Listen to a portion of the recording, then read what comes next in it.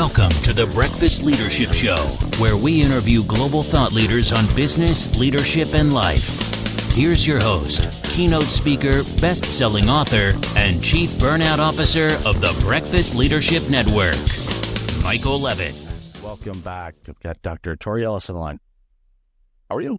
Hi, how are you? I'm great. Thank you for having me. Great to have you. Really looking forward to this conversation. So for those that aren't familiar with your work, why don't you share a little bit about you and then we'll dive into this conversation. Okay, well, my name, as you know, is Dr. Tori Ellis. I am a transformational life and business coach. I do work with a lot of moms, and my main focus is the mom behind the business. But if it's not the moms, it's the person behind the business, and making sure that they are pretty much whole in everything that they want to do and successful in everything that they want to do. That's important work, and since more than half the population is moms or females, it's important to really provide a lot of support for them because, from my vantage point, and I've shared this on my show before, when I first entered the workforce when I was a teenager, my first manager was female. I didn't think anything of it because my mom, my grandmother, and my great-grandmother all worked. And it's like, okay, you have a boss who happens to be female. Fine, whatever. But then as I got older, I started experiencing what the workforce was like at that time and was appalled at it. And I talked to my mom and my grandma about it. And like, how long has this been going on? And they said, well, since the beginning of humanity, basically. It's like, oh, okay. And it's like, okay, then why were you guys such, I don't want to call them, abnormal by any stretch, but, pioneers to, you're going out there and you're working. It's like, that's just what our family does. So it's a thing where I know a lot of, moms, are juggling a lot of things. All parents do, but sometimes that I've seen it in many dynamics where it seems that, the mom is carrying on a little bit more of the load, especially when it comes to kids coordinating, pickups and all of that kind of stuff. Thankfully, I've been witnessing it. It's starting to change a little bit, seeing a lot more dads at the school picking up kids after school and all that, which is long overdue. But I'd just love to hear your thoughts on some of the challenges that you see some of your clients facing as being a mom. Well, definitely coming into the workforce and being a mom, it has to have a balance. And I'm a mom myself, so I have a 2-year-old. A lot of it definitely comes into play with having that, I want to say that support plays a big, big deal. But a lot of the struggles that I do see my clients have, but even with myself, is that imposter syndrome. It does kick in quite often. And sometimes you have what we call mom guilt or mom shame, because you want to make sure that you're able to tend to your kids and be present for them too. But then when it's time for that downtime for you to focus on what you have to do with work, it's like, you don't want to feel like you're putting your work before your child. And sometimes that kicks in and, makes you struggle a little bit where you're second guessing a lot. And the imposter syndrome then just trickles in right afterwards. They kind of go hand in hand like a marriage, and then you start to second guess, like, if you're capable or, if you can manage. And those stressors can, lead to other things, because a lot of people don't talk about that stress is one of the main causes of a lot of diseases and stuff in your body. But I wouldn't say those are the two highlights I've seen the most, is definitely mom guilt and definitely imposter syndrome for sure. I'm sure during the pandemic as well, for a lot of moms that were working from home with their kids also being at home because, they weren't allowed in school for a period of time. That was a huge juggling act, and a lot of parents had a real difficult time with that. Some organizations, thankfully, were flexible to allow them to work at different times so the kids could, work on their schoolwork during their typical school hours. And then a lot of parents would either get up earlier or stay up late to work on their work, which was great that they had that flexibility, but it certainly made for some really long days for people, which obviously prolonged stress turns into burnout. And I agree, having worked in healthcare for a long time, pretty much every chronic disease known to humanity has stress as a component of it. So people, when you have prolonged stress, you're thinking, oh, I'll just get burnout. No, it could be a lot worse. You could end up with a chronic disease and have to deal with all of the caveats that brings. So it's really important for people to address their stress and their guilt. And yeah, we as humans, we want to do best for our kids. And, I'm a parent as well. bent over backwards, worked long hours, did whatever I could to provide, and to my own detriment. And it's important for you as a parent or anybody, even if you don't have kids, you're a worker, you're a family member, you're a loved one, whatever. It's crucial for you to take care of yourself first. You have to. And sometimes that might be deemed as being selfish, but in order for you to be able to do all the things you want to do, you have to take care of you first. So that way, when you are helping other people, they're getting a better version of you than if they're getting this completely washed up, watered down, completely fatigued and burned out parent that is just physically there, but they're not there. So I'd love to hear your thoughts on that. Yeah, it's the mental and emotional strain too, because, like you said, you want to be able to show up as your best self. So you can't pour from an empty cup. And a lot of times when you are doing that, whether you're doing a 9 to 5, your 40-hour work week, but as entrepreneurs too, it's not a 40-hour work week. Sometimes we're working 80 hours, 120 hours, because you're putting in a lot of the back end work to make sure that you are succeeding and your business is succeeding. It doesn't run if you're not running. So having that balance is difficult at times. And a lot of people don't, really realize the ins and outs of entrepreneurship too, because they see you, oh, you're an entrepreneur, you can make your own hours, but it's more than just making your own hours. You're building your own machine. Whereas some, companies, they have tons of opportunities, different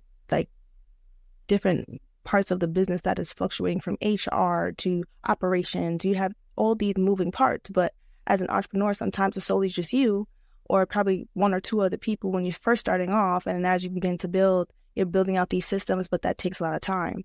So even when you have a child, or sometimes I would say even when you have pets too, because your pets need love and your pets need a lot of attention as well. But those are people's babies as well.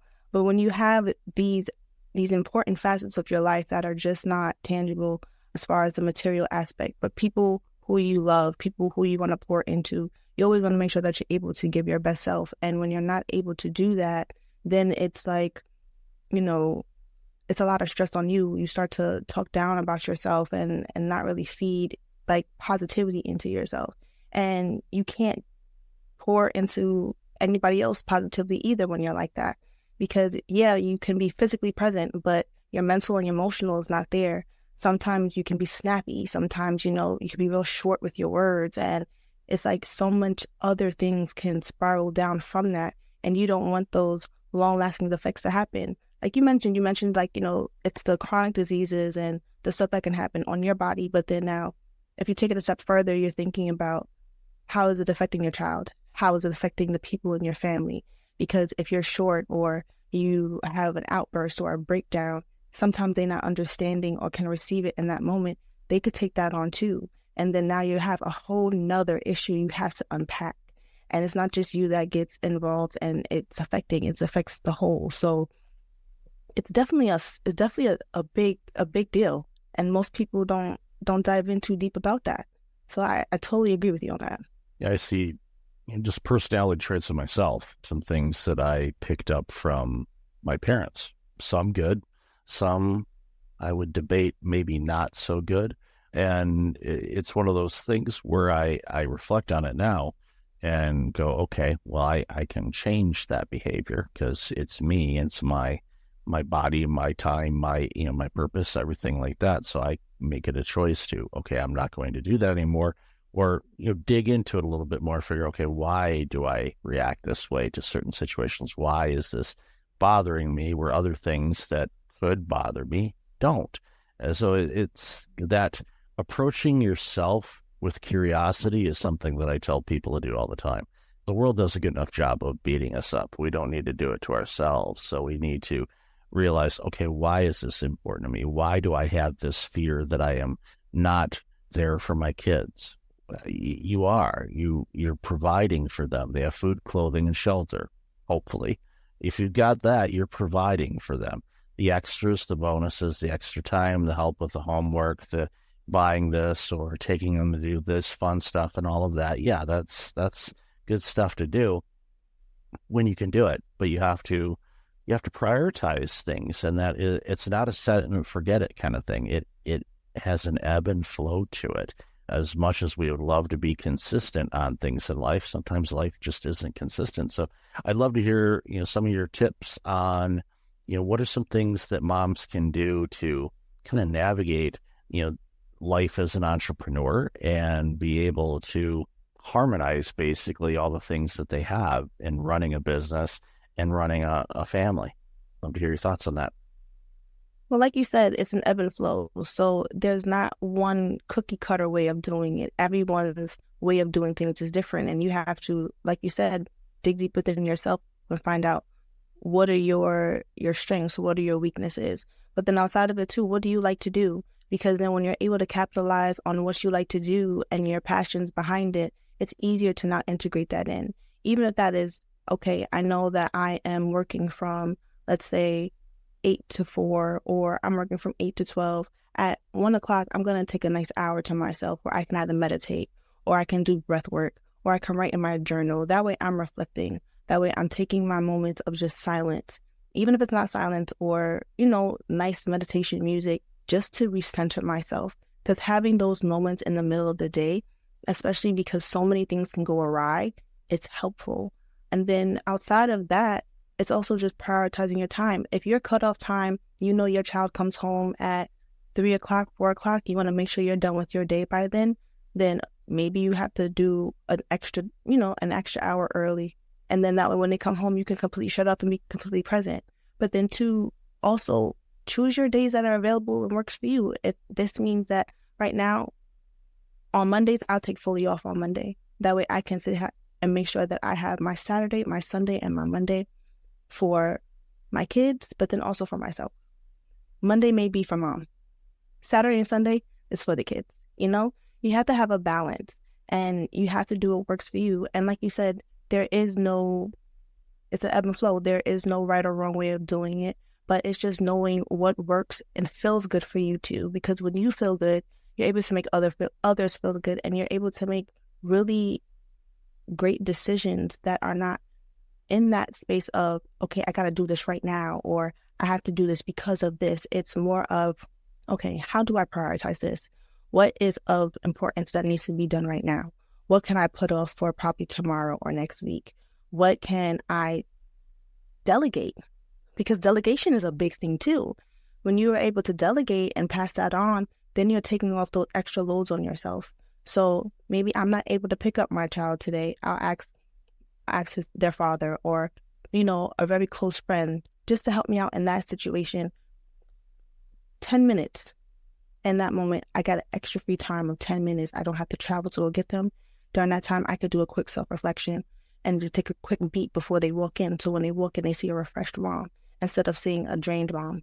Because also that first impression walk in, they always say the first impression in the business, how you present yourself is how they are seen. But sometimes that first impression too is with your kid. So when they walk in the door, you want to see a happy mom, a happy dad, and just make sure that you are presenting yourself there, but you're feeling it too, not just putting on a mask, because that's another thing. You put on masks all the time. Sometimes you forget what it is that is going on. You are actively, how they put it, being a productive depressive, because you have a mask that you put on and you're just able to get through it and you go through the motions. Those motions become like clocks. It's a hamster wheel. And the ideal thing is to get off the hamster wheel. So it literally just a matter of who you are and how you feel works, how you feel about yourself, what you feel works for you, what you feel works with your family. And then you make those adjustments, because ultimately it's not just you in it, it's everyone else around you. And when you want to take consideration of that, you will put their tidbits in there too, because you're being conscious of them. But ultimately you have to really fill your cup first, so that way you can fill everybody else's cup.